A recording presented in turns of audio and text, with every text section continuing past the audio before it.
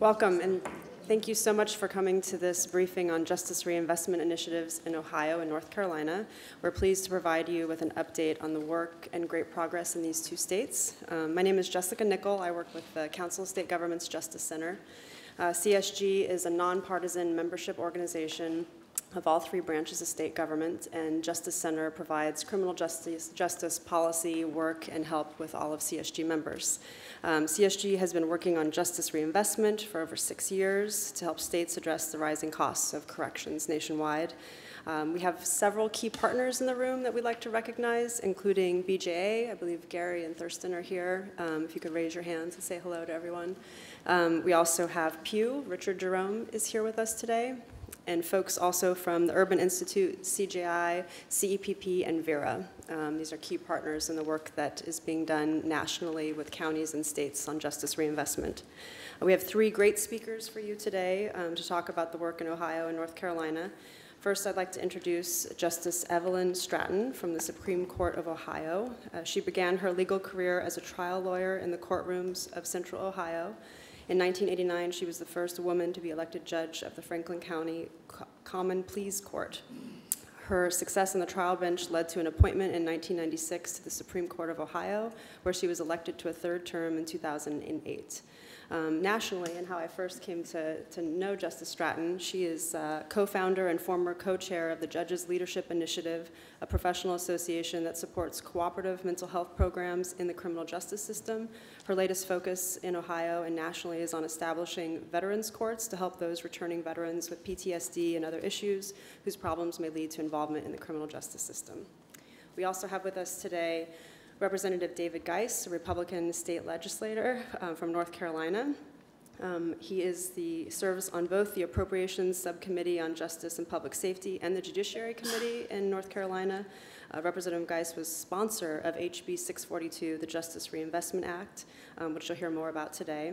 Prior to coming to the legislature, Representative Geis was the director of pre-release and aftercare services in the Division of Community Corrections for the 27 westernmost counties of North Carolina.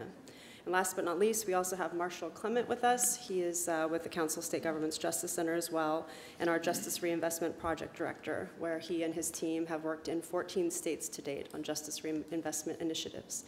So at that, I'll let Marshall get us started, and thank you again for joining us today. Good afternoon, everyone.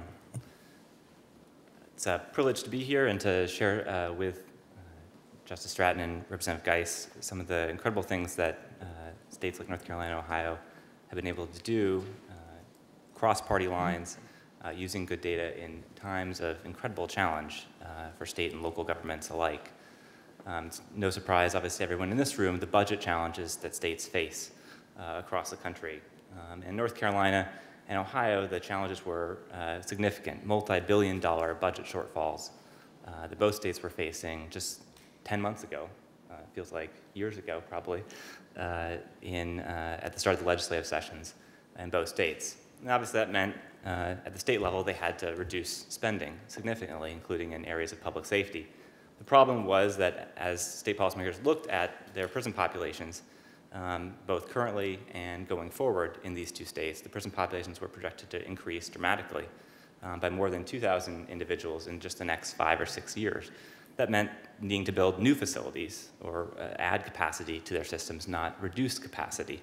And so the question was, how do you address this situation? You have to reduce spending on the one hand, but you actually have to increase or address a growing prison population on the other hand.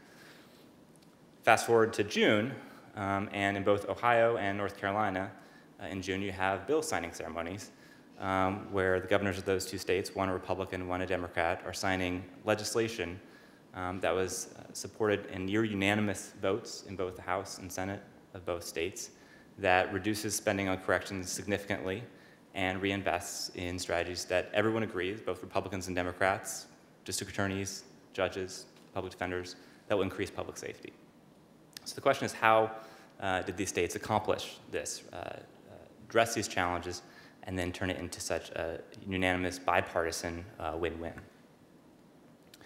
In North Carolina, over the last 10 years, they've seen dramatic growth in their prison population, from 31,000 inmates to over 41,000, near 30% growth. And this was at a time when most states nationally we saw prison populations start to level off even, not grow as much as this. But North Carolina saw tremendous growth. And as we looked into the future at the projections, the prison population was projected to continue to grow, more than 3,000 offenders.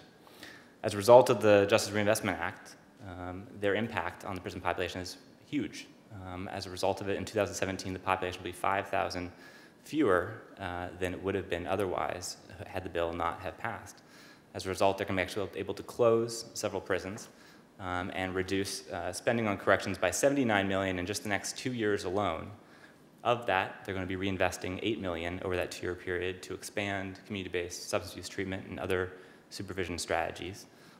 That represents a 40% increase in funding at the community level for treatment programs that I think, I'll let Representative Geis speak more to this, but were potentially on the chopping block prior to the session's beginning. And over the next 5 to 6 years, the state will save $293 million from this reduction in capacity and reduction in spending. In addition, they won't have to build prisons that were otherwise on the budgets. Estimated $267 million in averted costs on top of the $293 million that the state is actually saving in real cumulative cost reductions. In Ohio, the prison population was already at 133% of capacity. They were hugely overcrowded, and enormous concerns by leadership in Department of Corrections about the low staffing levels, the crowded conditions, and the rates of violence and incidents that were occurring in the facilities. And when they looked at their projection over the next 5 years, the population already at 50,000 was projected to continue to grow due to various factors we identified in the analysis. As a result of the Justice Reinvestment Act in Ohio, they're able to avert significant growth and actually reduce the population, ease overcrowding, and save over a 4-year period $78 million cumulative marginal cost savings. In addition to these marginal cost savings, which are just merely the reductions in food, clothing, medical care, they're going to save $500 million in averted costs, new facilities and operating new facilities that they will not have to build and fund as a result of averting this growth. They're also reinvesting $20 million over a 4-year period in strengthening their probation system across the state. So, looks good on paper, line trends are moving, but how did this actually happen? I want to just give you a small bit of flavor about how these acts actually bend these lines, and then I'll let the two speakers talk more in detail about those policies and what it took to actually get bipartisan support for these types of changes. In North Carolina, when we started working there, we found they were spending $120 million a year supervising over 100,000 people on probation.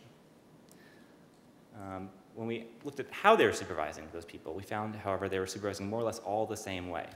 Same number of meetings per month for every single type of offender, whether it was a misdemeanor, a felon, a high-risk offender, or a low-risk offender.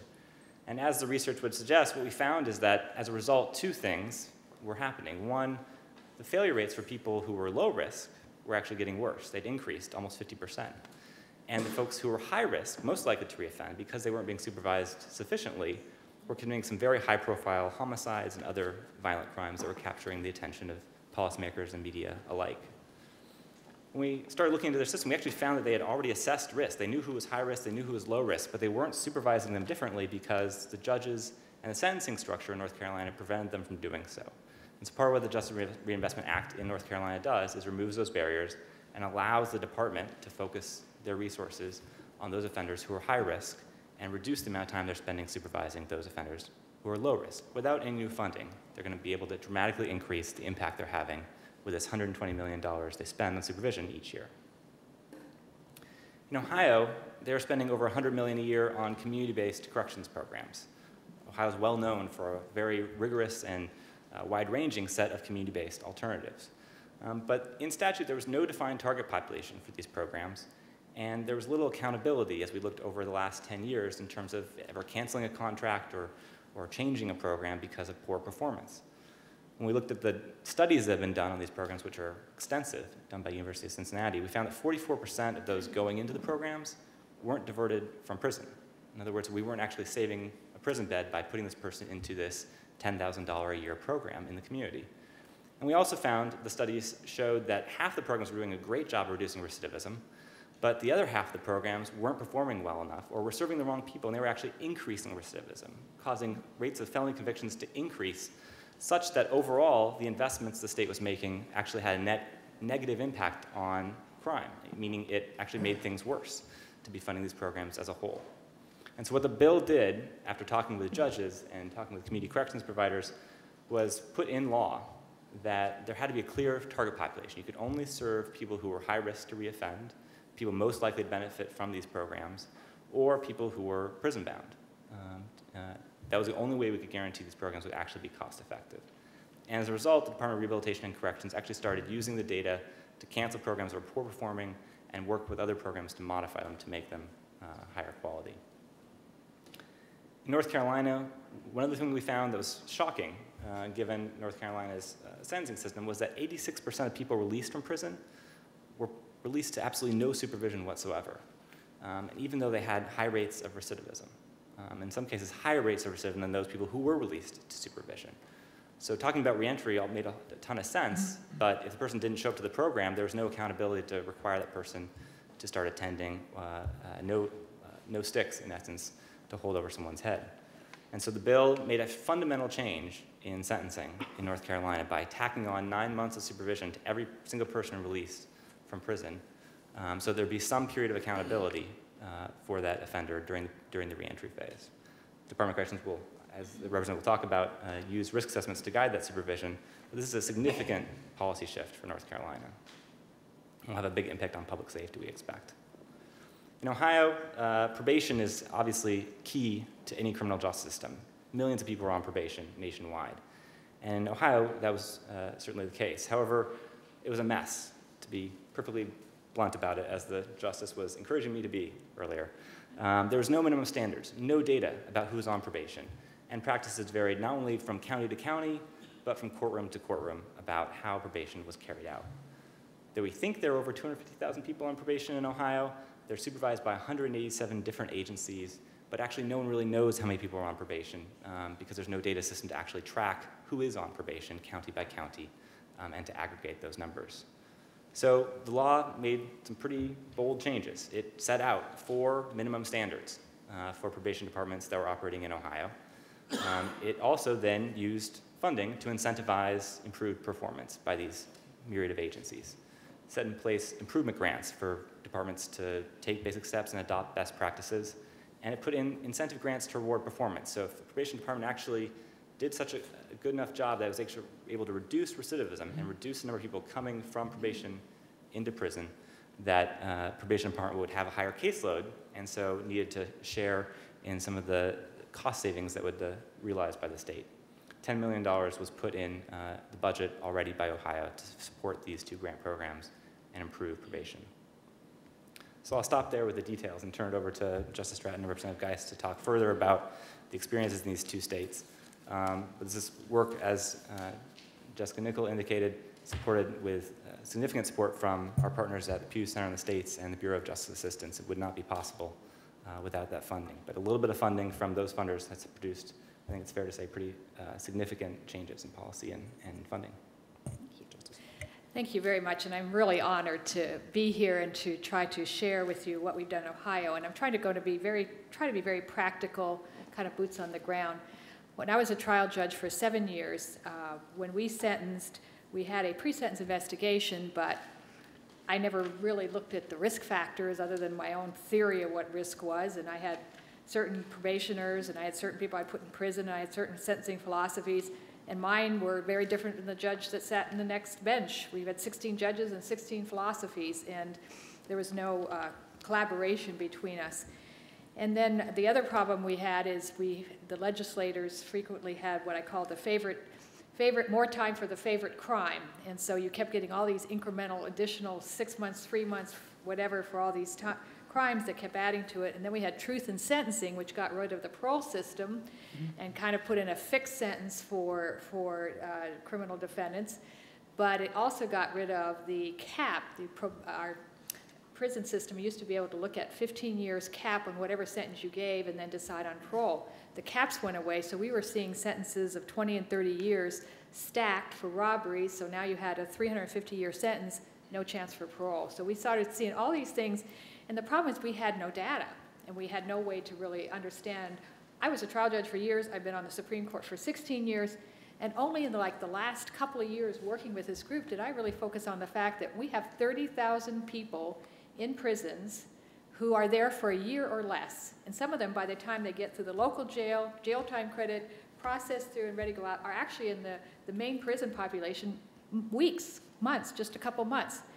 And the judges don't even think about what happens to the defendants once they leave their courtroom. They go somewhere else, and we don't really think about that.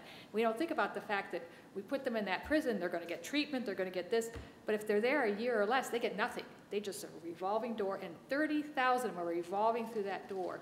So part of this was really educating judges. What happens to these defendants after we sentence them, and where do they go?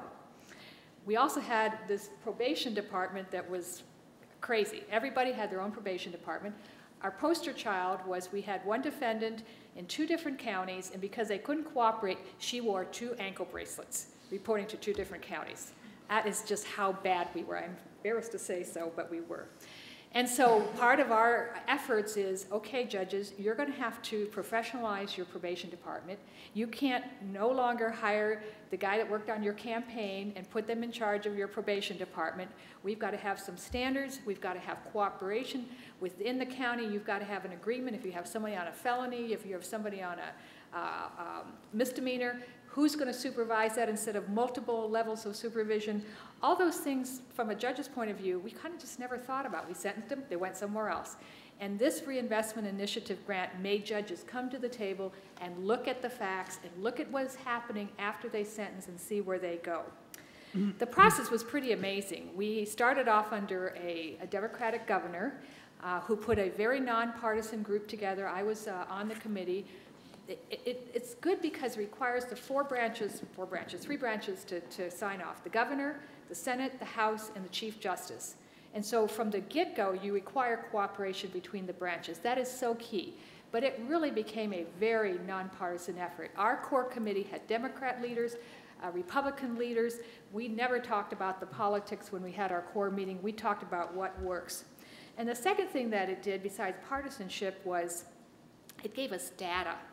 Because when you're elected as a senator or a legislator or a representative, you're always having to deal with, are you going to be seen as soft on crime? And somebody has their favorite issue that they want to enhance the penalty for. But you don't have the data to say that's a bad decision. And this is the first time we actually had hard data that said, that may be a bad decision to do. So the nonpartisanship combined with the data really, I think, was one of the reasons we were very successful. It started off, as I said, under a Democrat governor. The bill was signed under a Republican governor. The whole effort kept going and did not, fortunately, get derailed by any of the politics. So another thing we did in Ohio is we really engaged the bench. As I said, the bench tends sometimes to be on the outskirts of all this policy. We're judges. We're not supposed to get involved in policy. We're supposed to just look at the law. But sometimes that policy has unintended consequences when it gets to our courts. And so by including the judges very early in the process, and we had countless meetings with different judges groups, and the Chief Justice that replaced Justice Moyer Chief Justice Moyer got very involved as well. We put together a whole group of judges, vetted these ideas, got buy-in with the judges. But one of the things we told judges is we're going to give you tools. Because instead of everybody doing their own philosophy when I was a justice, we now have a tool called the Ohio Risk Assessment System. If you don't have it in your state yet, I would highly recommend it. I just saw a whole demonstration of it, and I sure wish I had had it when I was a trial judge. Because it tells you, okay, this person, they did the same thing as this person, but this person has a family that supports them, they have a job, this is only their second time ever arrested, they're pretty low risk. This person, same crime, but they've been in and out of the system, they got a drug problem, they got no family, they're homeless, high risk. And you never really looked at those factors, where now you have this scientifically researched grid that you can put them in, look at their individual factors, and decide where you really best sentence them. And when I started, we just started putting together what they call community-based correctional facilities, which were designed, the rule was, if you were going to put them in prison and you could put them in here and get them some treatment, then you diverted them from prison to here. Well, that kind of had a shift over the years, and it was now the first place we were putting these people. So somebody who had a stable job was being taken from their job, put into the center for 3 months, lost their job, were with other higher risk criminals, and you wonder why recidivism goes up. And those are something that just wasn't intuitive until we actually started seeing the data. And so this research helped the judges, helped the policymakers, helped the prison systems, helped all of us look at, okay, we need to assign low-risk offenders to lower supervision, lower programs, lower expense programs. We need to assign the higher risk to the higher programs. It helped us really realign how we were sentencing, the sentencing philosophy we were using, and putting the dollars where they counted. We actually have one of the highest percentage of dollars per probationer for community corrections in the country. But our outcomes were terrible because there was no program, there was no system, there was no real way of analyzing that. And now we have a system called ORAS that all the judges are going to be required to go to, the service providers, the prison system, and that data can follow the person, so you don't have to duplicate it every single time they go to a different county or a different system or a different prison.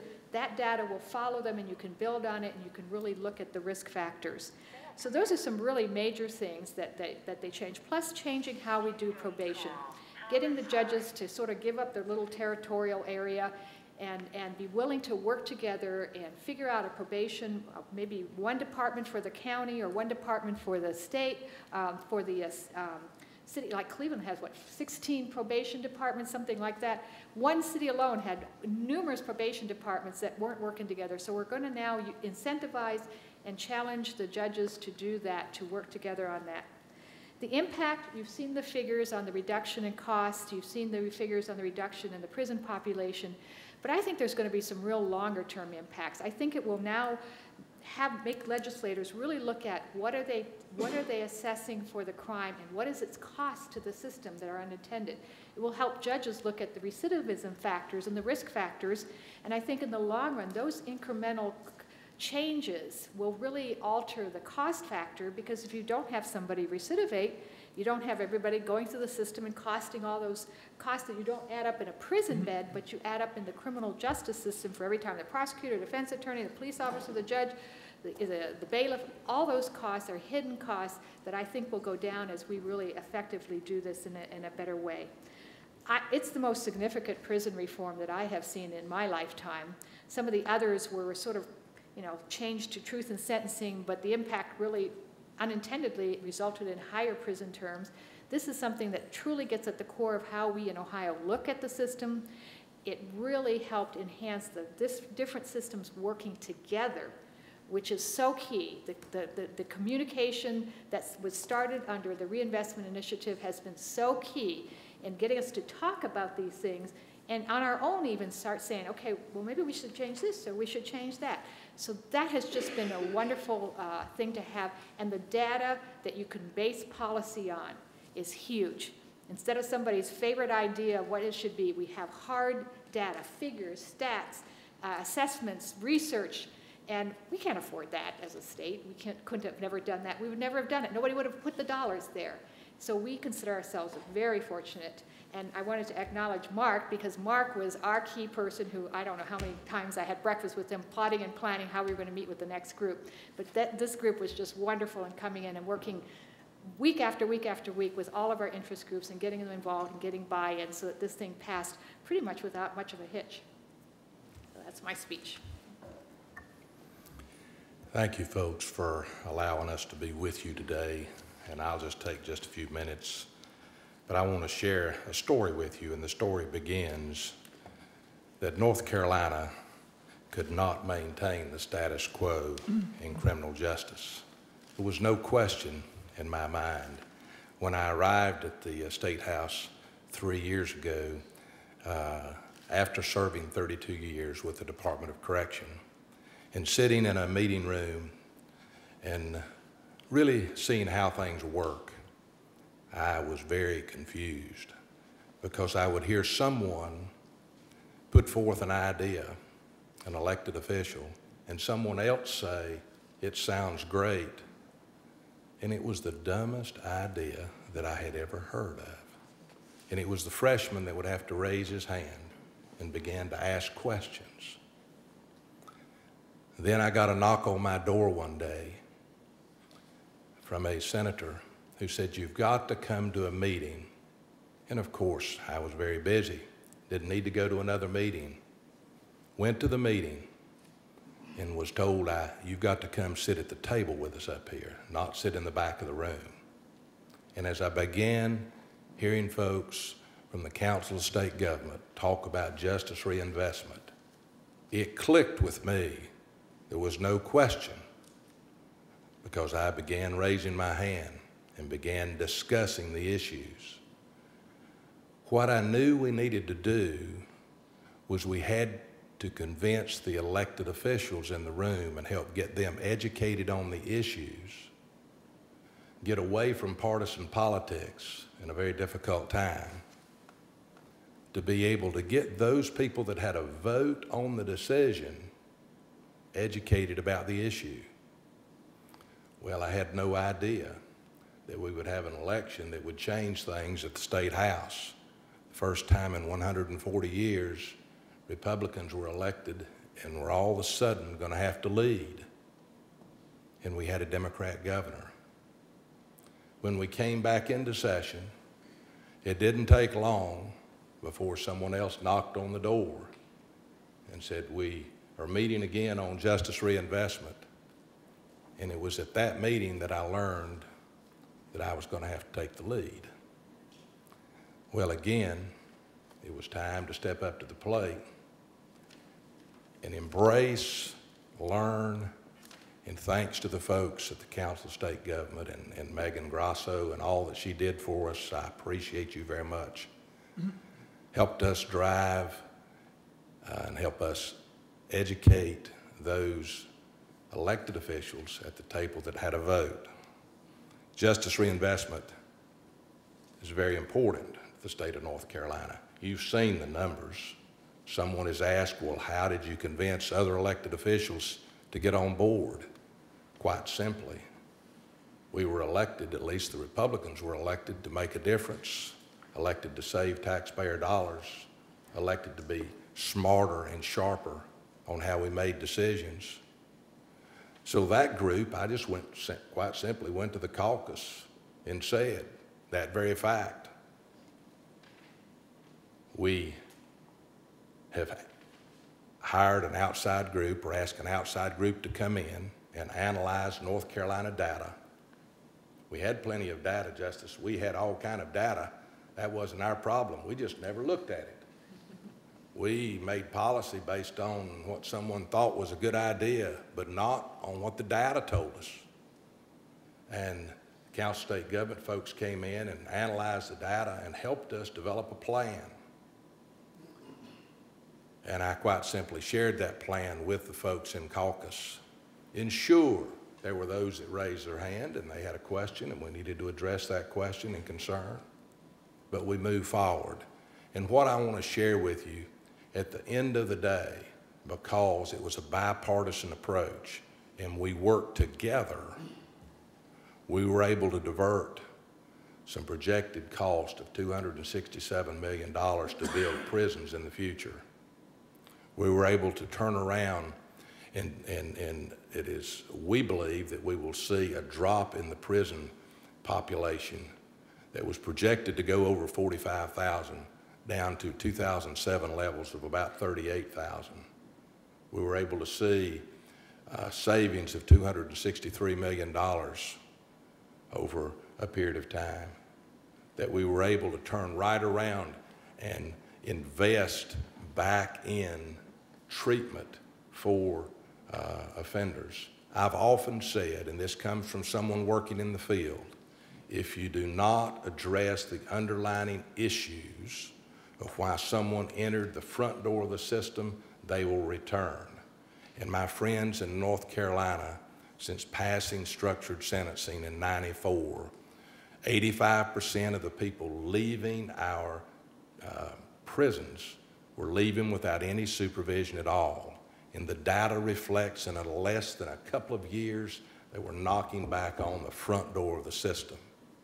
They were in this vicious cycle. Again, as someone working in the field for 32 years, I was dealing with the same families, the same people. We had to make that difference. That's what was driving me, Marshall, to reach out and get engaged and involved in this initiative. Also, I will say to you that we were not smart in how we were spending treatment dollars. We needed to evaluate that. We needed to ensure that treatment was based on an assessment tool. The level of supervision was based on an assessment tool. In the past, we were supervising people based on a matrix within a structured sentencing grid that said because you had a past history or the nature of that crime, you fell into a category. And everybody was supervised at the same level. But those folks that were fell into a lower level, didn't matter about the problems they were having, whether it be substance abuse or mental health issues. Those folks were being supervised at a lower level. So I would say to you that it took some work, but guys, we passed this bill 112-6 in the House and 49-0 in the Senate. It can be done during very difficult budget time. I was co-chair of the Justice JPS Appropriations Subcommittee, and the first day, the leadership gave me a target number. I had to find cuts of $230 million. That's out of a $2.3 billion budget, 10% cut. Folks, we could have eliminated the Department of Juvenile Justice, Crime Control and Public Safety, and the Department of Justice in North Carolina, and we would not have made the cuts. So it's quite simple to me. We either make smart decisions now, and if you look at Justice Reinvestment in North Carolina, you'll see that we got tougher on crime. But in addition to that, we got smarter on how we spend taxpayer dollars. We were able to make those tough decisions during a very difficult time, and I believe we set the course for the future. So I stand firm that the Council of State Government and the partners that work with them and the workers like Megan Grosso that came to North Carolina has made a difference in our criminal justice system, and I'm very proud to talk about it today. Thank you so much. Folks have questions for the panel? I'd love to answer them. We have a mic that we can hand around too. Don't be shy. You never get to ask questions of a judge. Come on. I think Marshall's PowerPoint summed it up so well that everyone sort of just take the slides and go home. No question? Oh, Stefan has it. Good afternoon. I'm Stefan Labulio from Montgomery County Department of Correction and Rehabilitation. And my question is to the judge, if you can just speak about how did it work in communicating to fellow judges who certainly take pride in their independent judgment. How did you sell this concept to them? Was it just a matter of showing them the data and they fell in line? Or were there other strategies that proved successful that might be used in other jurisdictions? Well, we have a group called the Judicial Conference, and I kind of describe it as a bar association for judges with a lot of teeth. They are an association of judges that have leadership from the different agency or the different levels, common pleas, our common pleas, which is, I have to use terms that are not generic to, or not just to us, misdemeanor levels, felony levels, probate departments, that sort of thing. And so we met very early with the leadership of the Judicial Conference to get them on board. And then we had a whole series of meetings where we would have the judges involved and talk to the judges. Mark came in and had lots of different meetings with groups that judges sat on, maybe not as a judge group, but they would be part of a group called the Ohio Justice Alliance for Community Corrections. You would have judges representing on that. different groups met with them. And then we had, closer toward the end, when we started really coming down with policy, we had the judges come in, key representatives from across the state come in, and the Chief Justice and I both met with them and said, here's the data, here are the policy decisions. They gave us their concerns, they gave us their issues. We took those back to the Council for State Governments. We kind of fine-tuned a couple of things, but we did a lot of groundwork and we put them in at the very beginning of the discussion. What often happens is everybody makes policy and then they tell the judges that's what it is, and then you get that real pushback. We brought them into the picture in the beginning, got their input, got their buy-in, got their ideas. You know, there was a lot of discussion about giving up discretion, and there were some changes that we made, and some of it was, okay, instead of saying you have to put this sort of person on probation, it's a strong presumption to put him on probation. That was kind of a compromise. CSG's program was you require probation. We had to give a little there to get the buy-in. But at least now we're getting judges thinking along those lines. So it was really a collaborative process, and the fact that the Supreme Court decided to take a very active role in it from the beginning, I think made a huge difference because that really brought some of the local judges along. If I might add, we, in North Carolina, as we began working, we met regularly with stakeholder groups, and which included the District Attorneys Association, and we met with a Supreme Court justice and staff, and judges across the state, and Sheriff's Association, County Commissioner Association. And I will be the first to tell you that when you are crafting legislation, and many of you know this, it's much like making sausage. It changes and it moves, and not everybody gets everything they want, but that's part of it. But I can assure you that everybody had an opportunity to sit at the table and participate. And there were many nights that we were there until after midnight, and one in particular, we were there on a holiday. I had to make a presentation before the Appropriation Committee the next morning to move the legislation, and we were there until 2:30 in the morning, and I finally, we were having some difficulty with the County Commissioner Association, and I sent after the association director for the state, and he came in about 2:33 in the morning, and we hammered something out. Now, what we hammered out was unique in that we were trying to determine how we could move misdemeanors that fell into a particular category of a sentence from 90 days to 180 days back into the county jails.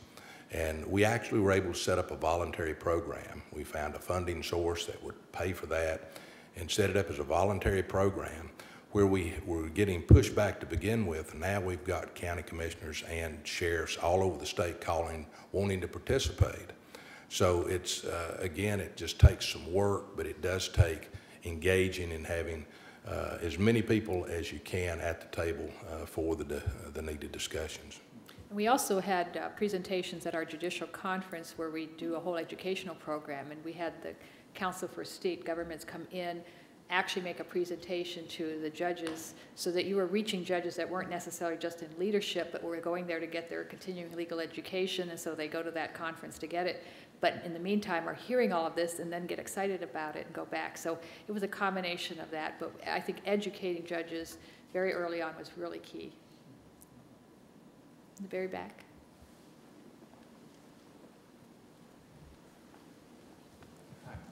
My name is Kofi, and I'm with Senator Leahy's office. I was wondering, with the savings that are projected to be made with the cutbacks, and for the savings with the different, why is my question evading me? Sorry, but with the savings that are projected to be saved, what type of reinvestments and what areas and programs are you hoping to reinvest those savings in, typically in education or community programs? In Ohio, we kind of do a twofold. One is that we already, like as I said, we're doing one of our highest level of community corrections dollars in the community, but we weren't spending it the right way. So we are realigning that. Some of the money is used for incentive programs, because sometimes change, frankly, doesn't happen unless you can attach some dollars to it. Some of the departments said it will cost us money to make this change, so we gave them incentive grants. So it's a kind of a carrot and a stick in some ways, incentive grants, and if you don't improve, we'll close your program down, because about 60%, I think, of our probation programs are state funded in some form or fashion. So even though it may not look like a state program, it got state funding, so there was enormous ability for the Department of Corrections to use a little bit of carrot and stick to try to get change across. So it was like realigning some of the money, spending it more wisely, and a real emphasis on community treatment. That's got to be key, because if you're going to take them out of the prison system and divert them into the community, you've got to have some treatment sources to deal with the reason they got in prison in the first place. Ohio is very, very big on what we call specialty dockets. Different courts call them problem-solving courts, et cetera. We have 133 specialized dockets: drug courts, mental health courts, veterans courts, DUI or drunken driving courts. And all of those focus on treatment, and so some of the dollars will go back into the community and treatment. Thank you very much for the question. In North Carolina, one of the first tasks that we had in dealing with the appropriations and some of the challenges was because we knew we were working justice reinvestment at the same time, but the key was going to be not losing treatment dollars as we were making cuts in the budget. So we had to protect those treatment dollars early on, and we did that. Not only the treatment dollars in the system, but out in the community, not only with JPS, Justice Public Safety, but we also went to Health and Human Services, because a lot of those treatment dollars in North Carolina flow in that direction. So we made sure that we protected those treatment dollars. But to answer your question directly, the reinvestment, $7.5 million a year, I believe, will go towards treatment, and that's very important, and that's annually, and another $2.5 million of that reinvestment will go towards new probation staff that will need to be, that we will need in dealing with those issues. But great question, and it's always important to ensure that we are reinvesting back into the community, as the Justice said.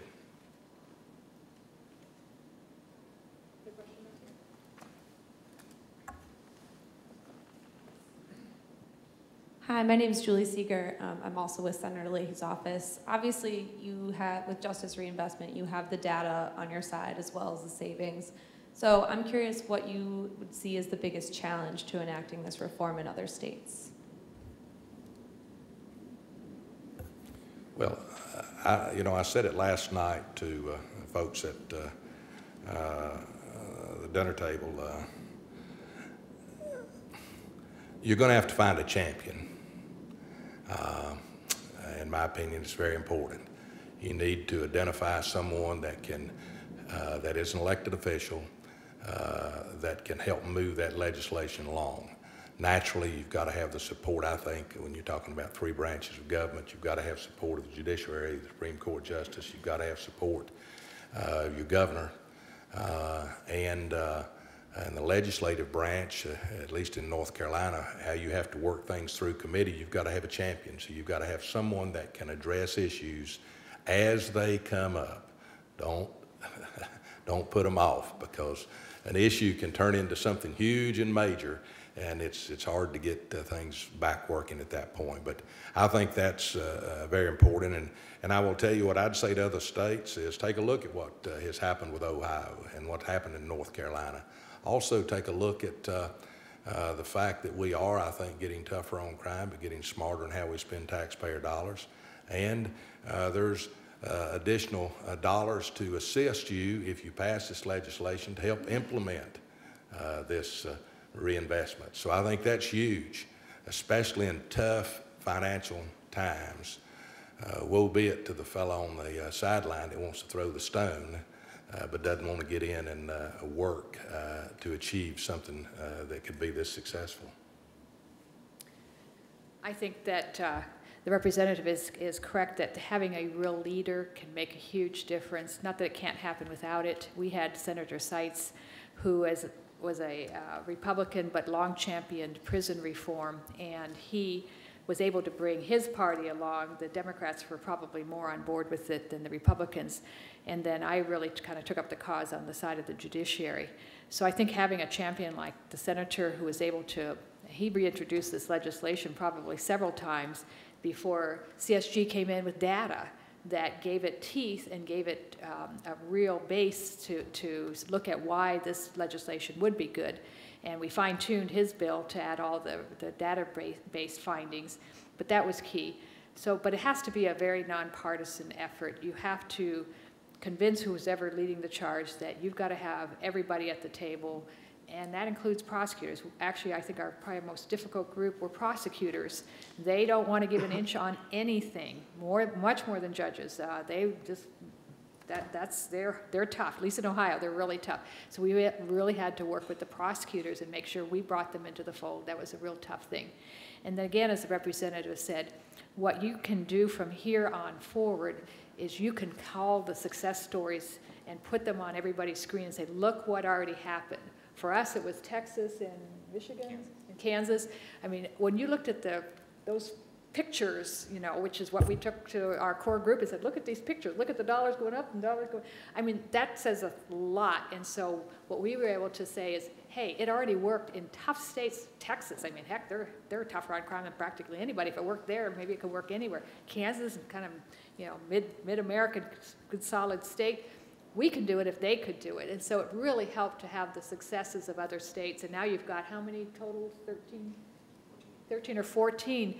My God, it works. And there's nothing better than something that works to show your state. You know, we can go this route, or we can take advantage of all these other states and go this route. Oh. Any other questions up here? I'm with Senator Feinstein's office, and I was wondering if you, in either state, have more reforms along these lines planned since these were so successful, or do you think you've pushed the politics as far as they can go, or do you think you've solved the whole problem? Well, we're definitely just starting. This was a significant reform bill, so I think we now need to, or we actually are in phase 2, which we have received some funding to do, to implement it. And in the process of implementation, we will fine-tune, because we'll find that maybe this doesn't work as well, or that works as well, or we've got some political resistance here, and so we'll have to fine-tune. But I think when you see these reforms start working, it creates a climate and a culture of, let's keep being innovative, let's keep looking at data. I mean, just the ORAS, the risk assessment tool, is going to really change, in my opinion, how we do a lot of sentencing, because that tool has the ability to gather a list of all the programs you have in that county for treatment. I've been working for 10 years trying to get a one-stop place to find all the treatment, so that if you're a judge, you could say, oh, here's the 12 programs our county offers. ORAS does it for the first time. So I think it's just the beginning of building further relationships that have already started and refining the data and seeing what works. So I see it as starting something, but we really need to solidify and really implement the bill we have before we move to any state. But that doesn't mean we can't fine-tune it as we go. I agree. We're already fine-tuning. We put forth what I thought was just a fantastic piece of legislation, and we met a couple of weeks ago, and we've got some awful smart attorneys with our administrative office of the courts, and they found a couple of things we needed to adjust, and believe it or not, we were able to go in and get those things adjusted, and they passed right through. I think we've built a level of confidence, especially on public safety issues. Public safety issues should not be political issues. I don't care where you come from, they should not be political issues. And I think we've built that level of confidence, and I look for great things. I think, my goodness, I worked my entire career to see changes like this. No, we're not going to stop now. We're going to continue to look at ways to make things better and make things better and safer for the people of North Carolina, and I hope some other states will join us. Remember, criminals, people that make poor decisions and get into criminal activity, they don't just do it in North Carolina, and it doesn't stop at the state line. They travel to Ohio, and they travel to New York and to Washington, D.C. We need, in my opinion, a national policy that will help us to direct some of these things, and I believe that's exactly what's happening with this effort, and I hope that we can speak to it and continue to go forth. Any other questions, Richard? I just want to follow up on that last issue. Richard Jerome from the Pew Center on the States, and Marshall, maybe you want to talk a little bit about kind of where you're going now in terms of other states that are trying to do some of the same things that North Carolina and Ohio have done? Sure, it's a great chance to plug Pew's work, actually, though, that in addition to the states we've worked in, there's a number of other jurisdictions, both state and local, that are using this approach, and just recently, Arkansas, Kentucky, and South Carolina also enacted sweeping policy changes that had the same kind of goals, metrics of reducing spending and reinvesting in strategies that can have a bigger impact on cutting crime. We're now working in additional states, along with the other partners that BJ and Pew fund to do this work, in Oklahoma, in Virginia, in Hawaii. There's other states as well, Delaware, and Georgia, and Missouri. I think I covered all the states. And I can't go through the local sites because there's too many of them. But I think what's critical about the support that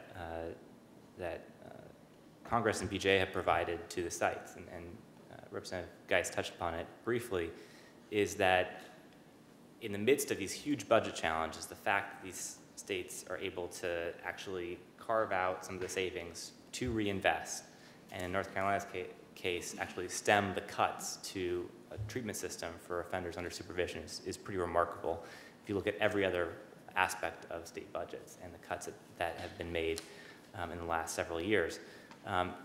Yet there are still some very relatively cheap things, but critical things to make these pieces of legislation work, whether it's training, whether it's an education for judges and district attorneys and probation officers, whether it's adding new screens to database systems. I mean, the really unsexy stuff that doesn't cost a lot of money, but it's hard to find money in state budgets these days to do, to actually track the impact of these policy changes in real time so that tweaks or changes can be made if necessary. And that's funding that that Congress recently put in place and is available now to North Carolina, Ohio, and other jurisdictions that have gone through this policymaking process. But it's absolutely critical for us to know what's working, what's not about these efforts, and to help make sure that the most is made of them on the ground in the day-to-day work of the criminal justice system. Great. I just wanted to again say thank you to Justice Stratton and Representative Geis for traveling to DC to do this briefing, and not only that, but for their leadership in making the change that happened in their states possible. They talked about the importance of a champion and a leader, and these two are really responsible for that. We're very grateful. And thank you, everyone, for coming and joining us today. If you have any questions or need some materials on either the Ohio or North Carolina work, we're happy to share that with you. Thanks again.